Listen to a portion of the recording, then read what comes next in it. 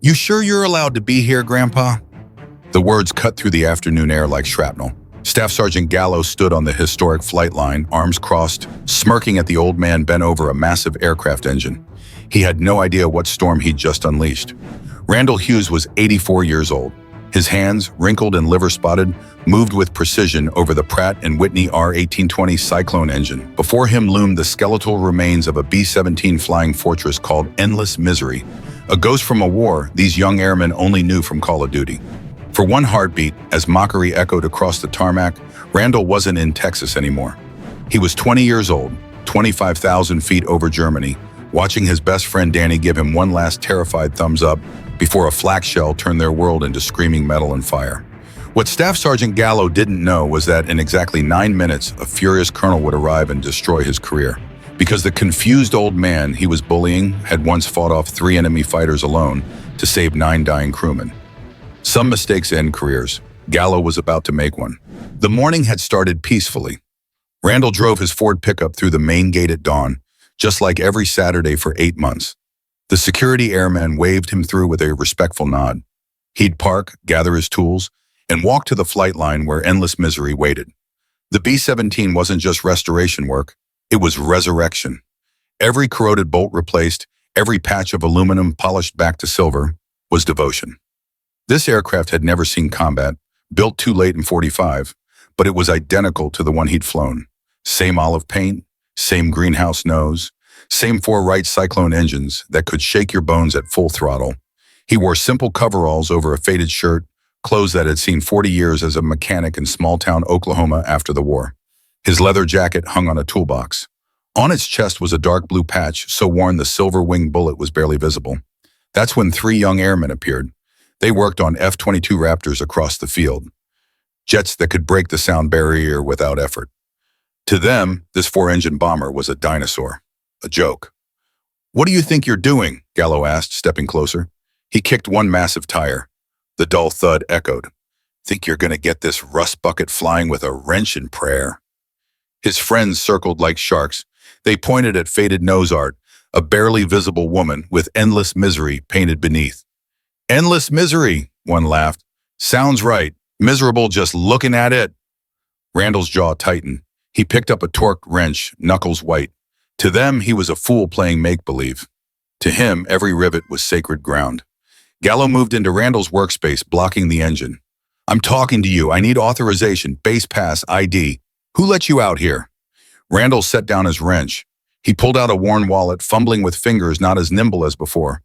The airmen exchanged impatient glances. Break was almost over. "Come on, old-timer. We haven't got all day," Gallo pressed, voice hardening. He was a staff sergeant.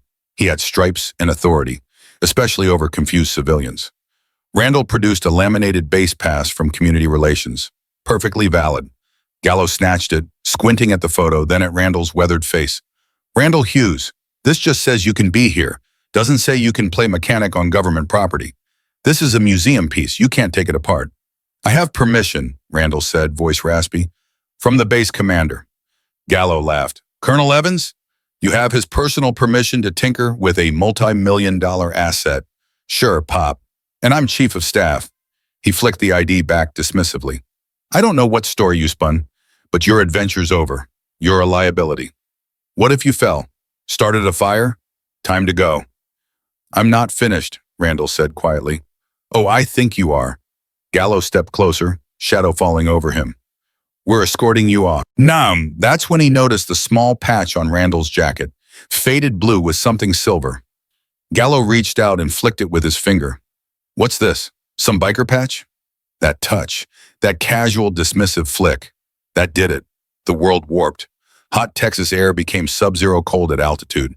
Mocking voice melted into radio static and screaming engines. He wasn't on a sunny airfield. He was in the waist gunner position of the original Endless Misery, 25,000 feet over Stuttgart. March 7th, '44. Mission 27. Air inside the bomber was thick with cordite and fear. Across from him, Danny Kowalski from Akron manned the opposite gun. 19, like Randall was.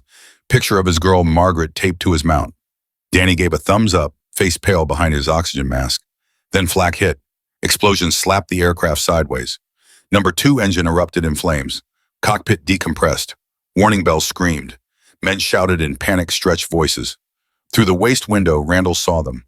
3 Messerschmitt Me-109s, black crosses stark, peeling from the sun.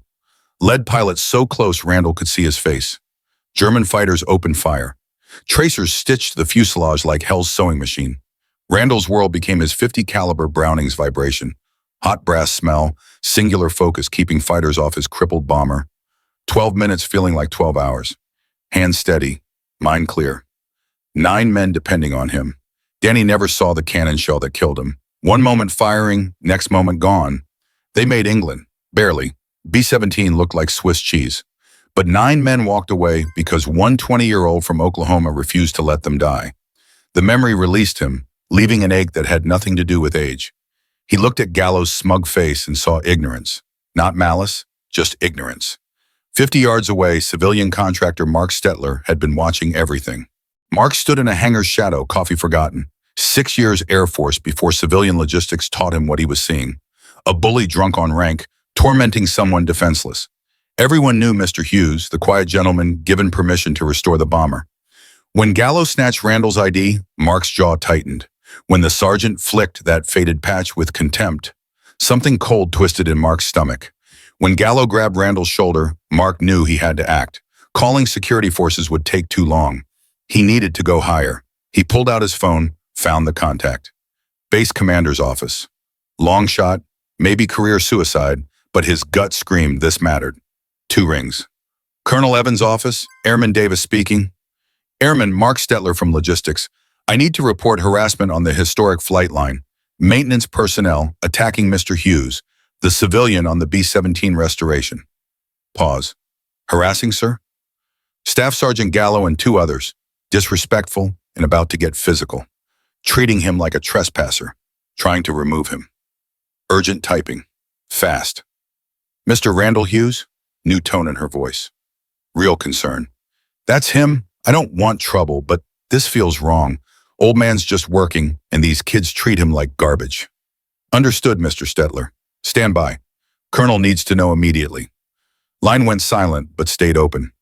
Mark exhaled, not realizing he'd held his breath. Help was coming. Inside headquarters, Colonel David Evans suffered through a budget meeting.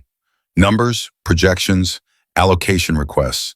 Administrative torture making combat seem appealing. His door opened. Executive assistant stuck her head in. Airman Davis never interrupted these meetings. Her presence meant something very wrong. Sir, she whispered urgently, eyes wide. Urgent message from the flight line. Colonel Evans excused himself, expression shifting from bored to alert instantly. He stepped out, closed the door. This had better be important, Airman. Sir, civilian contractor says maintenance crew harassing Mr. Hughes. The name hit like a thunderclap.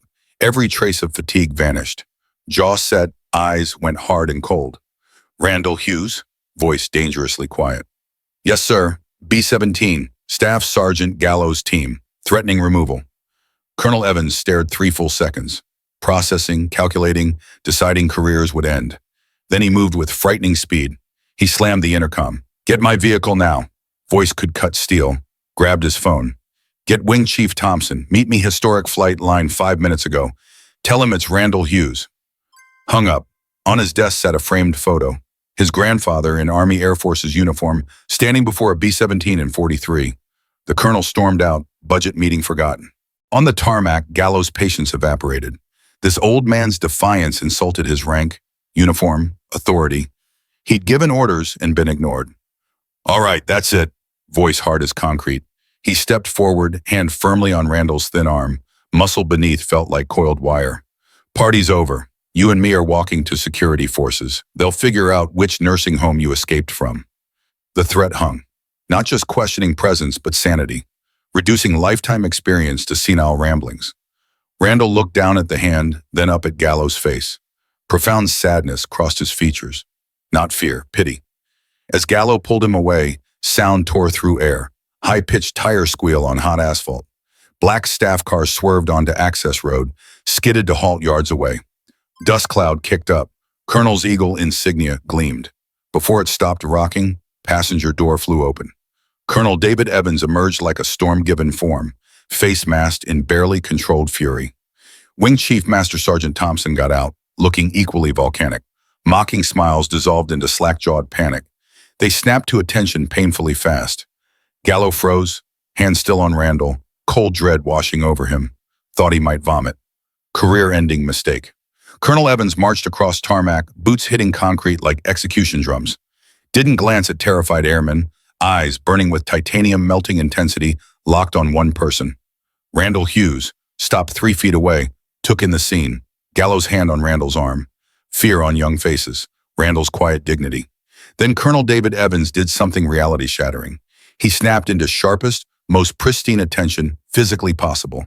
Back ramrod straight, chin tucked, eyes forward. Raised right hand in salute so precise, so reverent, it sliced air itself. "Mr. Hughes," voice boomed like thunder, "it is an honor to have you on my base, sir." Wing Chief Thompson mirrored the salute. Silence absolute. Broken only by distant jet scream and pounding young hearts realizing they'd committed unforgivable sin. Gallo and men stood frozen, minds unable to process. This couldn't be real. Had to be nightmare. Holding salute, Colonel slowly turned his head. Burning gaze fell on petrified sergeant like spotlight from hell. "Do you have any idea who you're speaking to?"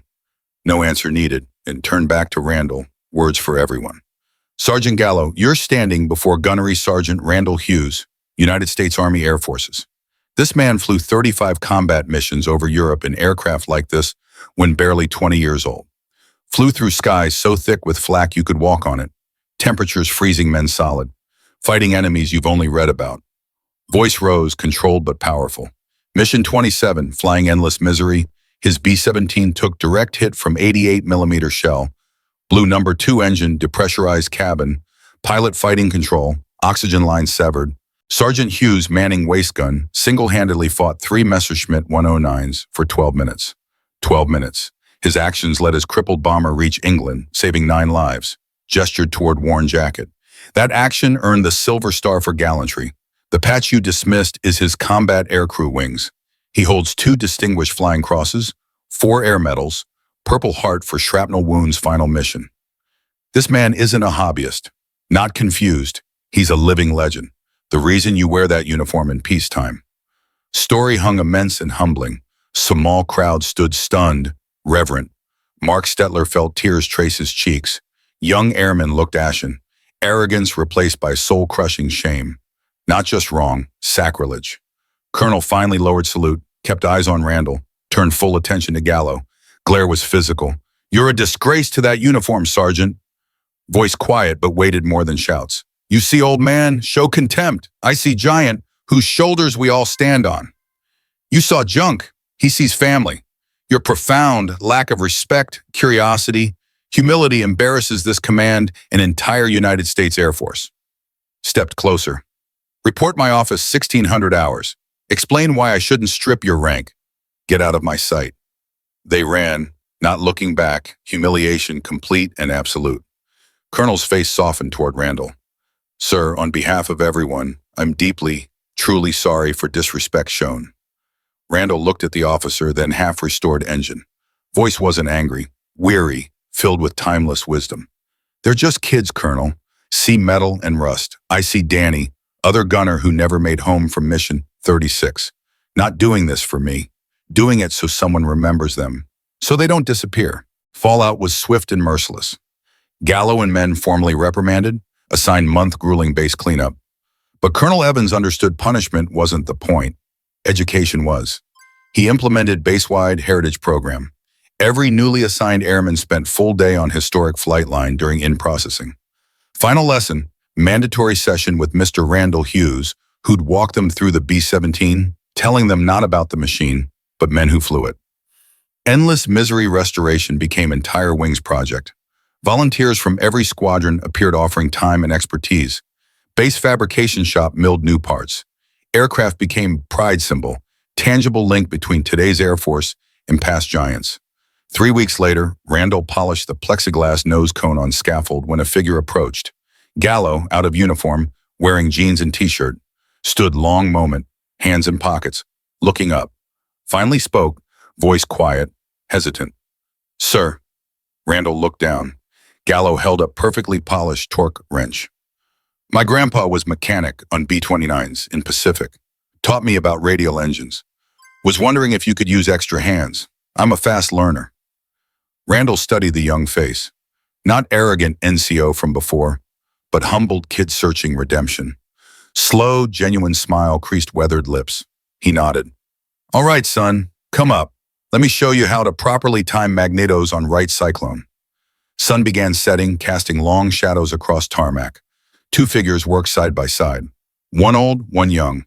Quiet tool sounds testament to forgiveness and enduring power of shared purpose. Randall Hughes' story powerfully reminds us heroes walk among us in quietest forms. If his journey of valor and forgiveness moved you, please like this video, share it with someone needing to hear it, and subscribe to BR Veteran Stories for more tales honoring our nation's finest.